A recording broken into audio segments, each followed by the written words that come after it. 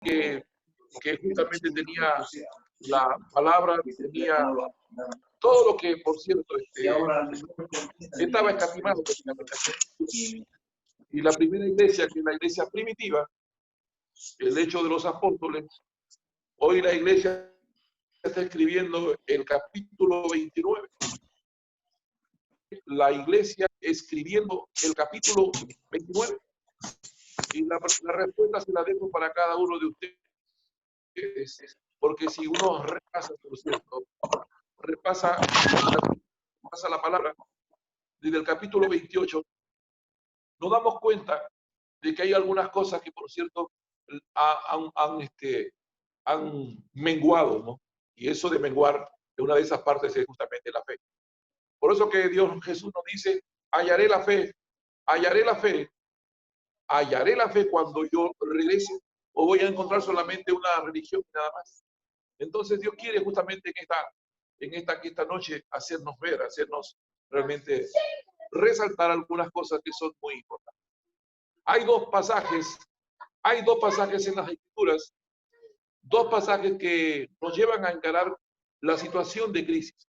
Una de ellas, por cierto, que está en el capítulo número 21 del libro de Génesis, desde el versículo número 15 y 16, cuando esta chica llamada Agar, ante una actitud que estaba errónea, por cierto, Agar se ve confrontada a tener que abandonar, por ejemplo, el lugar donde había estado viviendo mucho tiempo. Y de repente se le acusa de que tiene que irse y tiene que ser echada prácticamente al desierto, tiene que ser arrojada al desierto. De la noche a la mañana se toma una determinación y de repente ella ve que ella, Ismael, su hijo, en un momento a otro ellos se encuentran en el desierto. Y al encontrarse en el desierto, ahí empezó prácticamente para ella una gran crisis. Lo mismo acontece en el capítulo número 37 de Génesis. Desde el versículo número 19 y 20, cuando vemos, por ejemplo, que José sale contento, que José sale tranquilo el lugar donde estaba viviendo con su padre Jacob, feliz de repente con un tapeque para llevarle a sus hermanos, quizás llevaba queso, quizás llevaba su chicha de maíz, y él se iba tranquilo a verlo a sus hermanos. No había en él una preocupación mental que tendría que vivir en ese día. Y de repente José iba incluso portando ese atuendo que su papá le había hecho. Un atuendo, un poncho, una ruana, que te digo, una chaqueta, una vestimenta que él llevaba. Y de repente, cuando los hermanos lo ven venir, solamente con verlo vestido con ese atuendo, ya empezaron a sentir enojo, empezaron a sentir rabia, empezaron a sentir algo muy feo dentro de su corazón. Y a partir de ahí comienza él, con una mente tan sana como que tenía José, y de repente se ve enfrentando una crisis prácticamente de muerte, una crisis en la cual él tiene que enfrentar prácticamente el enojo, la rabia, la envidia de un intento de asesinato hacia él. Y ya antes de acabar su vida, se lo llevan prácticamente y lo lanzan en un pozo. Ahí lo tiraron a una cisterna. De la noche a la mañana, nos damos cuenta prácticamente que este hombre llamado José se encuentra prácticamente en una situación tan desesperante, enfrentando una crisis tan crítica de ese momento. Y de repente, él se encuentra en el pozo, gritando y clamándole a sus hermanos. No eran prácticamente otras personas que no tendrían que ver. No, eran sus hermanos. Y de repente se encuentra clamando misericordia, clamando prácticamente a que ellos tengan una situación diferente. Entonces, cada presión que tú vives es una crisis. Y todos hemos tenido alguna vez que enfrentar posiciones sí o sí a lo largo de nuestras vidas. Hay un montón de crisis, pero la crisis lo que pretende justamente es que tú y yo formemos un carácter. Ese carácter, a través de esa crisis, van avanzando en tres partes. La primera parte aparece como esa fe que Dios nos las enseña claramente que está en el grano de la mostaza. Mira, una semilla puede permanecer por mucho tiempo y ahí está. El grano de, ¿qué te digo? De garbanzo, el grano de frijol y todo, cualquier tipo de grano, tú lo puedes, de maíz, tú lo puedes tener. Pero su muerte empieza cuando tú lo humectas. Su muerte empieza cuando tú comienzas a introducirlo dentro de la tierra. Y dentro de la tierra, ahí cuando la tierra es humectada, recién empieza su proceso. La Biblia es bien clara en el libro de Marcos cuando nos dice que si el grano no muere, no puede llevar fruto. Ahora, la Biblia en el capítulo 8 del libro de Marcos nos hace énfasis de que la palabra de Dios, sencillamente es la tremenda y la gran semilla en la historia de Dios. Esta es la semilla. Y un día, en su gracia y en su misericordia, esta semilla logró entrar en ti. Tú eres tierra. De polvo eres y al polvo te convertirás. Pero aún todavía tu tierra estaba seca, tu tierra estaba árida. Dios nos dice y nos hace una comparación en Génesis, en el capítulo 1, que en el principio la tierra estaba, ¿qué? Estaba desolada, estaba prácticamente vacía y estaba en tinieblas. Y la tierra estaba vacía, desordenada y en tinieblas. Pero un día Dios en su misericordia, ¡pum!, entró la semilla en ti. Esa semilla, en la predestinación que ha tenido Dios de elegirte a ti, entró la semilla. Esa semilla no fructificó al instante. Tuvo que entrar el río de Dios. Tuvo que ingresar prácticamente a que humecte a esa semilla a través, ¿qué te digo?, de tu asistencia a un templo, de escuchar la palabra, de revisar por tu cuenta la Biblia, de estar escuchando a través de los medios, ¿cómo se llama? Esa agua viva que permita que esa semilla vaya, obviamente, germinando. Y a partir de ahí, todo lo que fue creciendo fue interno, no externo. Creo que una de las semillas más preciosas que se pueden ejemplificar en este momento de todos los árboles que tú conoces es la semilla de la palmera. Mientras que otros árboles o otro tipo de vegetales al instante comienzan a salir sus, ¿qué te digo?, sus peciolos y comienzan a salir sus hojas y comienzan a formarse pequeños arbustos pequeños hasta que van consolidando. En la palmera no es así. La palmera comienza a crecer internamente, como la semilla que Dios pone en ti, internamente. Todavía tú no haces nada, todavía tú no puedes, ¿qué te digo?, expresar muchas cosas que Dios está trabajando en ti. Todo está limpiando. Su palabra va limpiando, liberando, va sacando, va extirpando todo lo malo que el mismo mundo te puso. ¿Qué es lo que te ha puesto el mundo? El mundo te colocó filosofía, el mundo te colocó psicología, el mundo te colocó humanismo, el mundo te colocó razonamiento humano, el mundo te puso sus pensamientos, el intelectualismo nada más. Eso es lo que te colocó el mundo. Por eso que la Biblia es tan clara en el capítulo número 5 de Primera de Juan y en el versículo 19 que te dice que el mundo entero está bajo el maligno. El mundo entero está bajo el sistema humano. Por lo tanto, los pensamientos, las ideas, por eso vemos tantas cosas feas, tantas cosas malas, tantas cosas prácticamente que nos aterroriza ver como lo que está pasando con la pandemia que estamos viviendo, que recién se ha descubierto que científicos con una mente podrida, con una mente diabólica, animal, terrenal y diabólica, como lo describe el capítulo número 3:15 de Santiago, haciendo en cierta forma toda una cantidad, que te digo, de mutaciones entre células del SIDA y el cédula, por cierto, de todo lo que implica prácticamente el coronavirus y tanta cosa más. Para exterminar, la Biblia es clara, no te debe de asombrar nada de eso. ¿Por qué? Porque la Biblia clara dice que en los últimos tiempos entre los hombres se aborrecerán. Y estos científicos, ¿qué tendrán en la cabeza? ¿Cómo llevan prácticamente las situaciones? Pero vemos así. Por eso dice bien claro la palabra. Primera de Juan en el capítulo número 5 y en el versículo número 19 dice que el mundo entero está bajo el maligno. Pero qué precioso que es también Dios, porque en el capítulo 16:33, en el 16:33 del libro de Juan, Dios te dice, no temáis, no temáis, porque yo he vencido al mundo. Y cuando tú dices, confiad en mí, porque yo he vencido al mundo y yo te he dicho a ti, ya que tú eres más que vencedor. Ya te digo a ti que tú eres en él más que vencedor.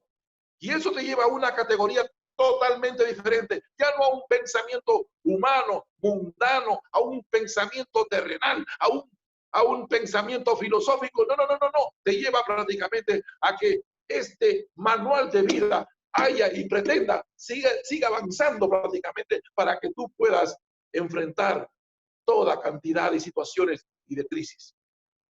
Recapitulando, te dije que la semilla más hermosa era semilla de la palmera. Es quizás el árbol que tarde mucho, mucho, mucho para crecer.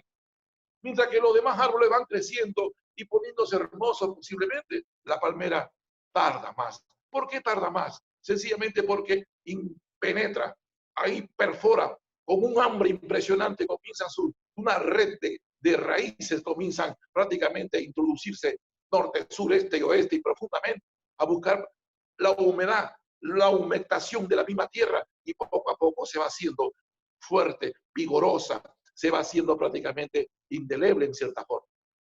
Y después que ya todas las plantas crecen, recién sale la palmera, hasta que la palmera alcanza, por cierto, un tamaño especial.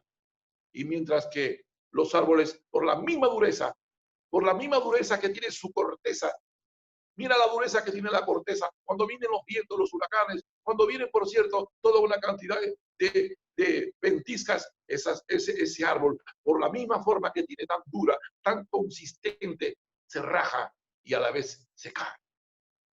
Pero la palmera no. La palmera tiene una fibra tan preciosa que la palmera puede girar norte, sur, este, oeste, por aquí, por acá, aguanta el frío, aguanta el calor, aguanta la tormenta, aguanta la hierba, la nieve, aguanta todo tipo de temperatura. ¿Por qué? Porque precisamente está constituida de una forma muy hermosa, muy preciosa. Y eso es lo que justamente Dios quiere, que mientras tú más coloques la palabra, coloques sus mandamientos, ordenanzas, preceptos y, por cierto, sus estatutos en ti, eso te llevará a enfrentar toda una cantidad de situaciones. Tiempo atrás te mencioné que mientras hay tormentas, que mientras hay, por cierto, truenos, rayos y toda una cantidad de cosas, allá en las junglas todos los animales huyen, todos los animales corren, todos los animales prácticamente se sueltan despavoridos por el tremendo sonido de los rayos, de los truenos y de los relámpagos y de la lluvia y de los vientos y todo lo demás. Pero quienes se quedan prácticamente peleando, avanzando en una forma fuerte, avanzando en una forma firme, son sencillamente los búfalos. Y Dios te dice en la palabra en los salmos que tienes tú la fuerza del búfalo. ¿Para qué? Para enfrentar situaciones, para enfrentar toda una cantidad de momentos críticos, de momentos prácticamente que en alguna forma pueden a otros que todavía no tienen en su corazón a Dios, a no desestabilizarse, a que no te mueva nada, porque tú estás sobre la roca, tú no estás en arena, tú estás sobre la roca, y cuando estás con la roca puede venir vientos, lluvias, ríos, y tu casa no cae. ¿Por qué? Porque está sobre la roca. Entonces, por eso que en la primera parte, Dios te coloca una semilla, esa semilla de la fe, como el grano de la mostaza, pero posteriormente te lleva prácticamente a otros niveles, cuando ya empiezas a crecer. Y el segundo nivel vienen a ser las pruebas, vienen a ser las situaciones críticas, vienen a ser toda una cantidad de problemas que ni siquiera necesitas tocar la puerta para que vengan. Solín, sin que tú lo llamas, ya aparece un problema por aquí, por acá, más allá y más acá. ¿No es acaso que el 34:19 de los Salmos nos dice que muchas son las aflicciones del justo? Claro que sí. Por eso que mencioné al inicio un poquitito de lo que era la primera iglesia, de lo que era la iglesia primitiva, de cómo vivían, de cómo cohabitaban, de cómo funcionaban los ministerios en ese tiempo. Y que de repente podemos hacer así. ¿Qué tan lejos quizás estemos de ese tipo de iglesia? El formato, como se llama, que Dios nos dio. La primera fe del grano de mostaza es la fe, por cierto, de los primeros pasos. Pero una vez que damos los primeros pasos, Dios comienza ya a formarnos, a entrenarnos, a colocarnos prácticamente ahí para que podamos pelear la buena batalla cuando siempre, cuando todos los días, cuando en todo momento, cuando en todo tipo de circunstancias. Pero hay una ventaja, querido hermano y hermana. La gran ventaja es que ya tú tienes realmente un chip dentro de ti que puede decir, mayor es el que está en mí que el que está en el mundo. Tú ya tienes un chip prácticamente que Dios te lo ha colocado, que te ha dicho, mayor es el que está en ti que el que está en el mundo, y en él somos más que vencedores. Y si Dios es con nosotros, ¿quién contra nosotros? Qué bueno, ¿cómo se llama? De que tú te empapes y que tú conozcas estas cosas. Y ahí está José, enfrentando quizás la crisis más grande de su vida. Un muchacho, el último, donde de repente algunos que me están escuchando aquí han sido, ¿cómo se llama? Los arrofaldados, los últimos, al que les concedieron todo. Cada capricho era justamente siempre justificado. Siempre te defendieron, nunca te faltó nada. Siempre estuviste estable en todo aspecto, nunca conociste crisis. Y recién hoy en este tiempo, en alguna forma empiezas a ver cómo las cosas van avanzando. Y ahí estaba José, el último, el adulado justamente de Jacob. Y ahí con su manto a colores y todas las cosas más, los chicos agarran y quisieron, obviamente, dañar más su vida. Más sin embargo, no hacen eso, lo meten en un hoyo, una cisterna, luego agarran por ahí una oveja, la pinchan y sacan sangre, untan ese manto y se lo llevan a su padre, fingiendo, por cierto, un argumento de mentira, diciendo que unas fieras habían atacado al muchacho. Hasta ese entonces, don José había agarrado su pasaje en Camellos Tour y se lo estaba llevando para Egipto. Llega a Egipto. Él es comprado por uno de los capitanes de la guardia que se llamaba Potifar. Y de repente Potifar lo observa a José. José cae en gracia y se lo lleva, por cierto, a sus almacenes para que él administre, porque yo creo que se sorprende no solamente porque era muy hermoso, y no solamente eso, sino también él tenía un conocimiento. Casi nadie sabía leer o escribir, él dominaba muchas cosas. Y de repente vemos que Potifar lo mete en su casa para que administre, para que lleve la contabilidad de una cosa y la otra cosa y más y otro tipo de cosas. Y de repente vemos que una artimaña, una estratagema del enemigo usa prácticamente a la mujer de Potifar. Lo tienta y a partir de ahí su vida, su diagnóstico empieza a empeorar y lo mandan a una cárcel. 13 años en la cárcel, porque él sale a los 30 años y lo meten a los 17.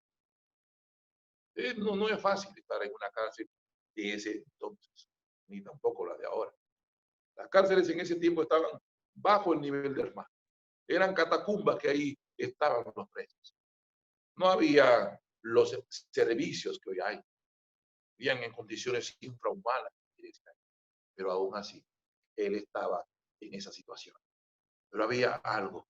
Su padre le había dejado una semilla preciosa, hermosa a José. Y la principal semilla era el amor de Dios, la comunión de Dios y cuántas cosas más que Jacob le pudo haber enseñado hasta los 17 años a su hijo. Por eso que Dios nos dice en su palabra, en el capítulo número 22:6, hey, instruye al niño en mis caminos para que cuando esté ya viejo no se aparte de ellos. Uno se da cuenta de la tremenda importancia, de dejarle al chico, a la chica, que te digo, el mejor testimonio que tú puedas dejar. El testimonio de acuerdo a Olimpia, donde ahí se hacían las olimpiadas en las postas 4x400 o 4x100.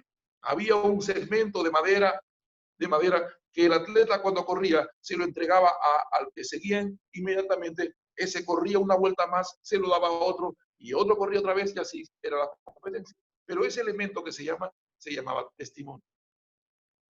Y esa es la pregunta de la noche, ¿no? ¿Qué testimonio estás dejando a tus hijos? ¿Qué testimonio estás dejando a tu heredad? ¿Ellos se enfrentarán crisis? Claro que sí. ¿Ellos se enfrentarán situaciones críticas? Claro que sí. ¿Ellos se enfrentarán cuando ya nos toque partir situaciones engorrosas? Claro que sí. Pero qué bueno que es que hayas puesto fe en ellos. Qué bueno que hayas puesto las mejores semillas de fe en ellos, viéndote a ti, porque tú prácticamente eres el modelo, eres el ejemplo, eres el guía, el mentor, el conductor, el que vas prácticamente ahí en la brecha, avanzando en este camino angosto y estrecho que es prácticamente el camino al cielo. Entonces Dios te va preparando y te sube de un nivel a otro nivel y a otro nivel. Pero en ese nivel de fe te pasa de todo. Encuentra gente que te ama y gente que te aborrece. Hay gente que murmura para ti y gente que no lo hace. Gente de todo color, como dicen por ahí en los mercados, surtidito. Vas a encontrar mucha gente sincera o que no lo es, leal y que tampoco lo es, que es sincera o que es mentirosa, y de todo vas a encontrar. Pero ahí tu fe sigue creciendo. Tu fe sigue creciendo porque ya lo has leído, ya sabes, mejor dicho, lo que dice la palabra. Ya no te admiras, ya no te pones la mano en la boca y dices, ay, qué barbaridad, ¿cómo puede haber gente así? No, ya tú no tienes que asustarte, ya no tienes que estar alarmado, porque si tú has leído la palabra y has visto de que en estos últimos tiempos cómo será el corazón del hombre, ya no te tiene que sorprender. Dios nos ha dicho un montón de veces que Él volvía pronto. En el penúltimo capítulo de la Biblia, Él dice, yo vengo en breve. Y lo dijo hace 2020 años. Por lo tanto, el creyente que logra leer 1, 2, 3, 4, 5 y varias veces esta partecita que dice en la Biblia, en el penúltimo versículo de toda la Biblia, pues, vengo en breve. ¿Qué entiendes cuando te dice vengo en breve? Han pasado 2020 años y vengo en breve. Jesús cuando le dijo a los chicos, a los apóstoles, durante 17 veces le dijo, voy a morir, pero también voy a resucitar. Ellos lo escucharon, pero aún escuchándolo, ellos no reaccionaron. No, ahí fue, oye, vamos por aquí, vamos allá en la madrugada para ver si en la tumba pasa algo y si no ha sido charla nomás de él. No, nadie fue.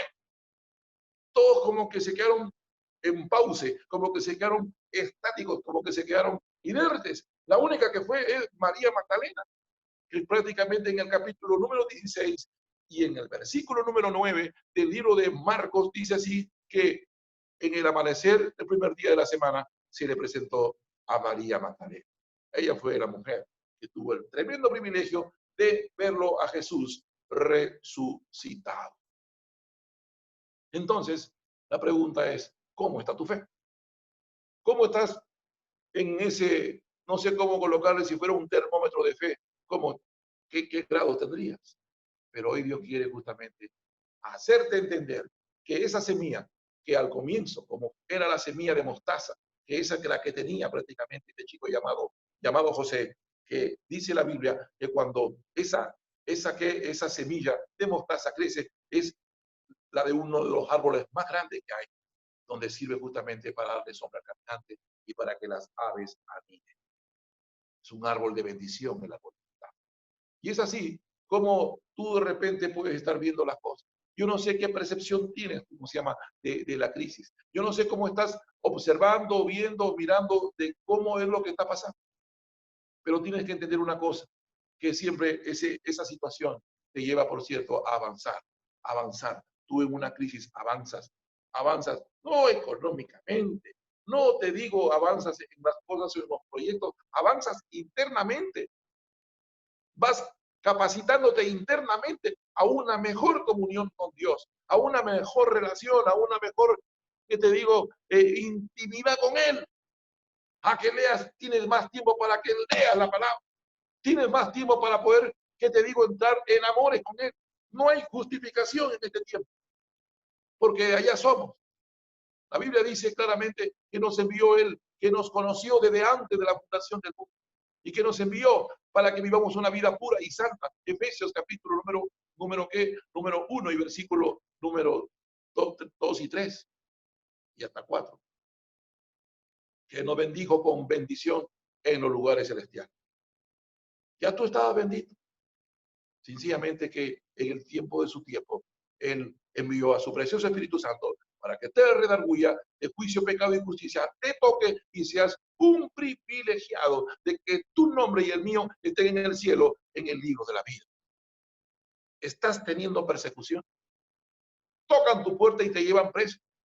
Estás recibiendo castigos físicos externamente como lo que le tocó pasar a los de la primera iglesia.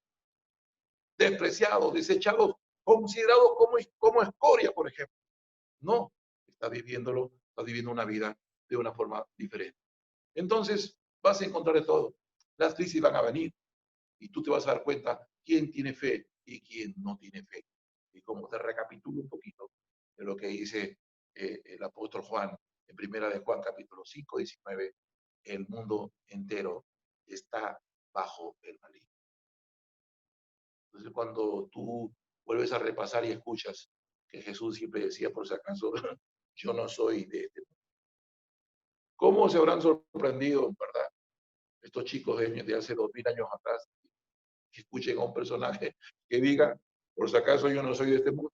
Y todos sabían que había nacido prácticamente en una familia, que había nacido en Nazaret, sabía todo eso. Entonces, realmente eso para ellos les parecía locura y reaccionaban de una forma pero tan diferente. La fe es los primeros pasos, pero más tarde comienzas a vivir ya una manera diferente. ¿Por qué? Porque comienzas a formar carácter. No el carácter tuyo que puedas decir, ajo, pimienta, cebolla, eso no. Hablo yo de un carácter, del carácter de Dios. Dios nos dice claramente en el capítulo número 4 y versículo 11 del libro de Filipenses, he aprendido a vivir en contentamiento cualquiera que sea mi necesidad. He aprendido a vivir en abundancia, como también en la escasez. Ante todo, todo lo puedo en Cristo. La fe te lleva a atraer muchas cosas. La fe te lleva a la respuesta. Lo que pretendo en esta noche es que si en las crisis tú no tienes fe, las cosas realmente te llevarán a unas posturas de una debilidad, te vas a desgastar, tu sistema inmunitario va a ser afectado. Una vez, y creo que alguna vez te he contado esta historia, una plaga vino a un pueblo y le dijo a la autoridad, por si acaso, solamente voy a matar a 2000 personas, solamente voy a matar. No voy a matar a más. Y bueno, vino la plaga y se fue la plaga. Y después la plaga lo volvió a visitar a esta autoridad. Y le dijo, ¿y qué tal? ¿Cómo van las cosas? Estoy decepcionado de ti. ¿Y pero por qué? Porque tú me dijiste que ibas a matar solamente a 2000 y se murieron 5. Y la plaga le dije, mira, por si acaso yo solamente maté a nada más 2000. Los 3000 murieron por otra cosa. Y la pregunta es, ¿cuál es esa cosa? La otra cosa puede ser el estrés. La otra cosa puede ser la depresión, el terror, el pavor, el miedo, el pánico. Todo eso lleva a que tus defensas mengüen, a que tu sistema inmunológico mengue, a que tenga prácticamente una postura tan débil en cuanto se refiere a enfrentar las cosas. Y la gente obviamente va al tirarse al abandono por esta situación, algunas cosas van a pasar. Y se desgastan, se deprimen, se angustian, entran en situaciones de pánico. Y Dios nos dice, claro, nos dice en el 16 del libro de Job, yo sé que mi Redentor vive y que del polvo Él me levantará. Cual sea la situación, Él te levantará. Cualquiera que sea el problema, Él te levantará. ¿Por qué? Porque ha puesto su confianza en mí. Qué bueno es colocar la confianza en Dios. Qué bueno es, como dice la palabra en el capítulo 20 y versículo también 20 del libro de ¿cómo se llama? De Crónicas. Creed en Jehová y estaréis. ¿Tú quieres seguridad? Sí, yo también. Tú puedes tener quizás un muy buen certificado de seguro, pero la seguridad te la da Dios. En todo aspecto, en tu salud, en tu alma, en tu alma. Dios te quiere fuerte. ¿Por qué Dios te quiere fuerte? Para que seas luz y para que seas sal en esta tierra. ¿Tú crees que hay gente que está necesitando de que alguien le hable? ¿Tú crees que hay gente que está necesitando de que tú puedas ser prácticamente la antorcha, puedas ser esa llama de fuego, puedas ser ministro que prácticamente lleves la palabra? Claro que sí. Si Dios te eligió, no es porque era bonito y bien pintudo, no. Él te eligió porque vio que tú eras que podría ser un instrumento en sus manos. Y eso es lo que tú y yo somos. Somos vasos de honra que Él un día lavó con su preciosa sangre para que seamos, por cierto, dignos y en esa dignidad Él podernos usar. Y podemos coadyuvar prácticamente a que su reino sea establecido en esta tierra. Y tú y yo sabemos que gran parte de la tierra está podrida, así, desde la P hasta la A. Gran parte de la tierra y de sus sistemas están podridos, pero hay una parte que aún no lo está. Y es esa parte que hay que echarle sal para que no avance la corrupción. Si tú tienes un segmento de carne y ves que un segmento de carne está pudriéndose, tú tendrás que sacar esa parte podrida y el resto echarle sal, mucha sal para que no termine de podrirse. Tú eres la sal.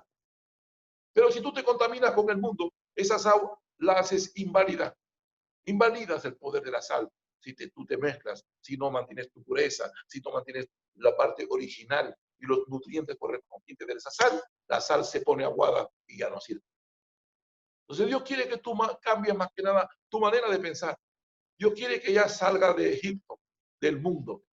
Y eso te va a llevar a una situación mucho mejor. Una persona sin fe, cuando enfrenta una crisis, se angustia.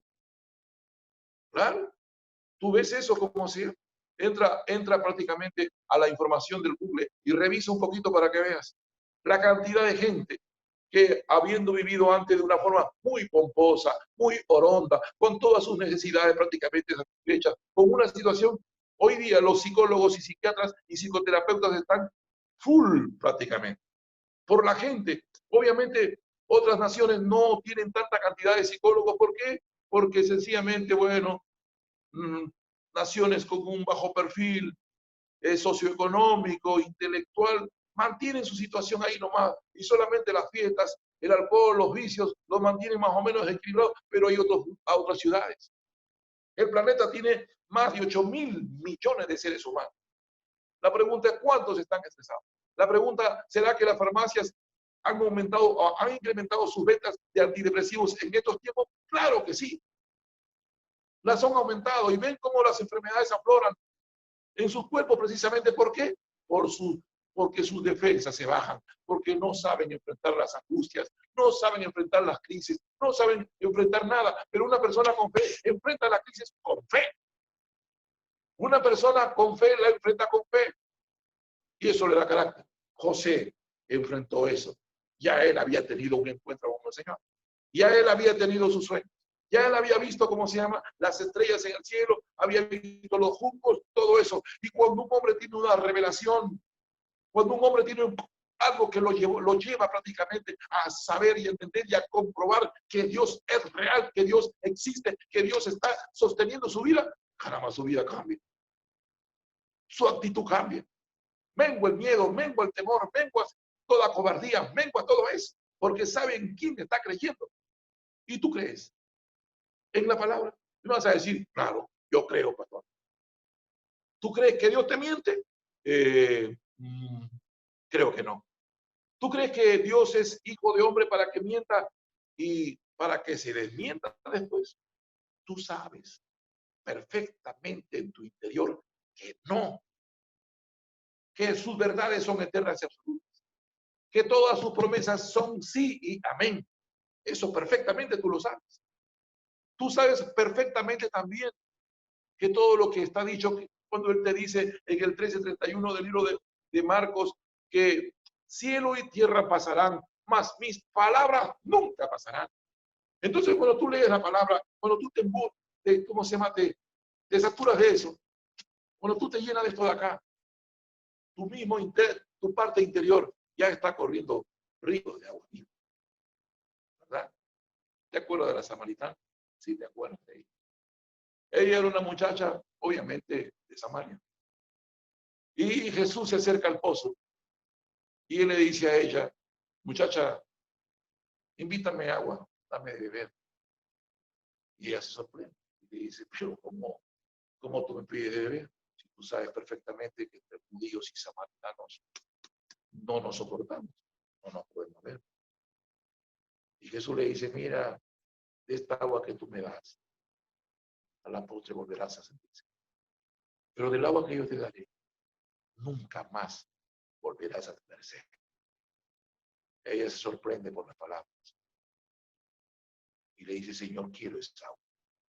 Y el Señor, medio picarón, le dice, llama a tu marido. Y él le dice, ¿cuál marido? Yo no tengo marido. ¿Qué? No, yo no tengo eso. Y el Señor la sorprende cuando le dice, bien has dicho, le dice, porque 5 pues has tenido y con el que está tampoco es tu marido. Entonces ella, oh Señor, tú eres su profeta. Y a partir de ahí comienza a entrar el río de agua viva en esa mujer. Yo no sé tu condición. Desconozco, mejor dicho, el nivel de fe en el cual tú estás atravesando.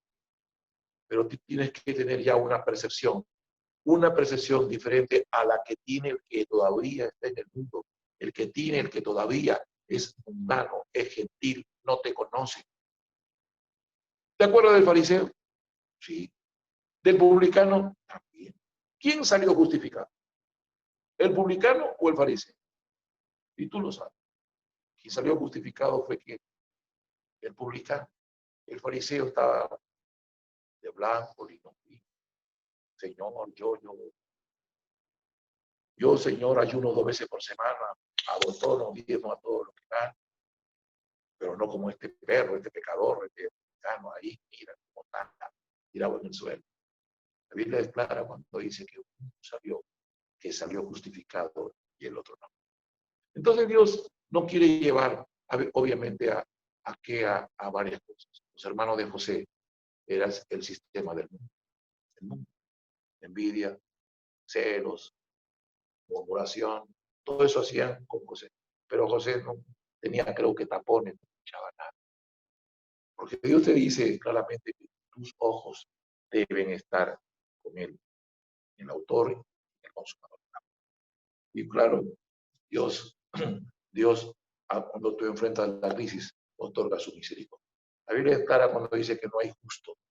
Escucha bien, no hay justo desamparado, ni que su descendencia mendigue pan.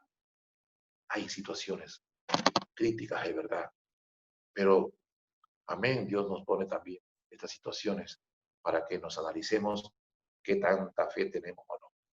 Y cuando tú estás en esta situación y inclinas tu fe, aparecen los dones. Tendrás más dones.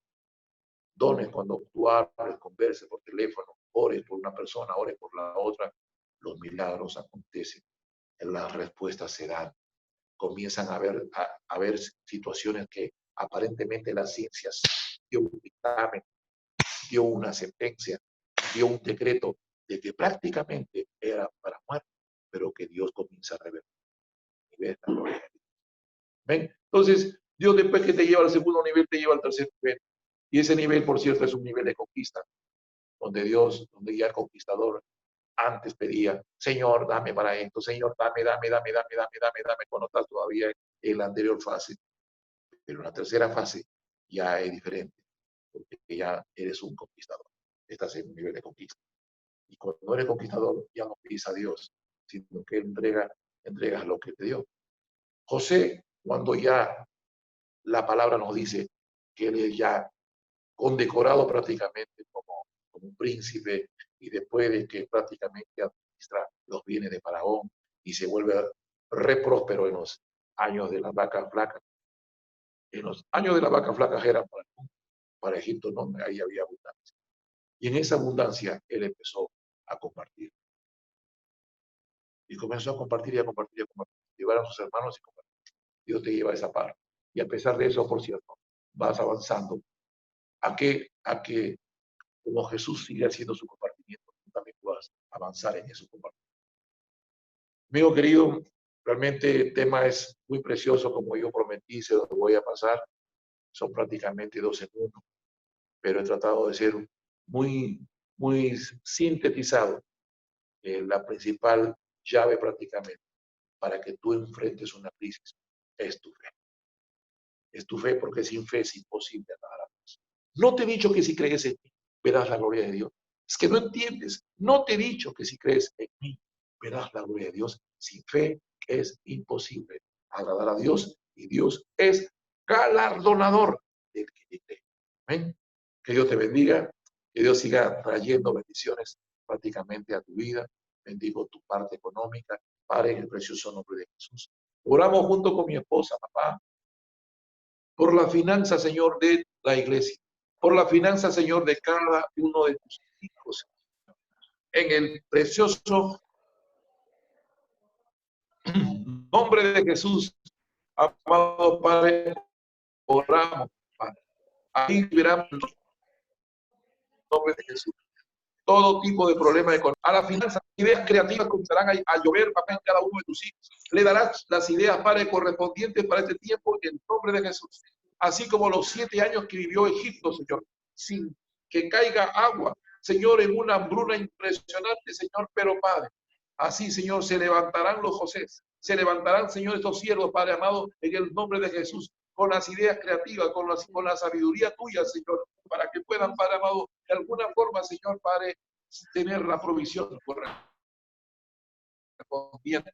En el nombre de Jesús, bendigo a tus hijos, bendigo a tus hijas, las tú proveyendo, Señor, de una manera sobrenatural en ellos, papá. Amén, por cada situación que nos toca pasar, papá, porque sabemos que de esa manera tú nos llevas, Señor Padre, a que te busquemos más, a que queremos más tu presencia, a que estemos contigo, Señor, en toda situación. Gracias, papá. Gracias, Padre. Gracias, Hijo. Y gracias, precioso Espíritu Santo. Ato todo espíritu de venganza, de represalia, de ataque y de contraataque en el nombre de Jesús. Oro por la salud, papá, en el nombre de Jesús. De cada pariente familiar, directo y directo, en el nombre de Jesús. Padre, lo cubrimos con la sangre de Cristo, Señor Padre. A cada familiar, a cada pariente, en el nombre de Jesús. Amado Padre, a los casados, Señor, los bendigo en el nombre de Jesús, porque, Señor, son dos familias que se unieron, y en el nombre de Jesús, Padre, ahí siga solidificando, papá, en el nombre de Jesús, traiga su paz, traiga, Señor, Padre, Señor, la paciencia, traiga, Señor, Padre, a cada Jesús.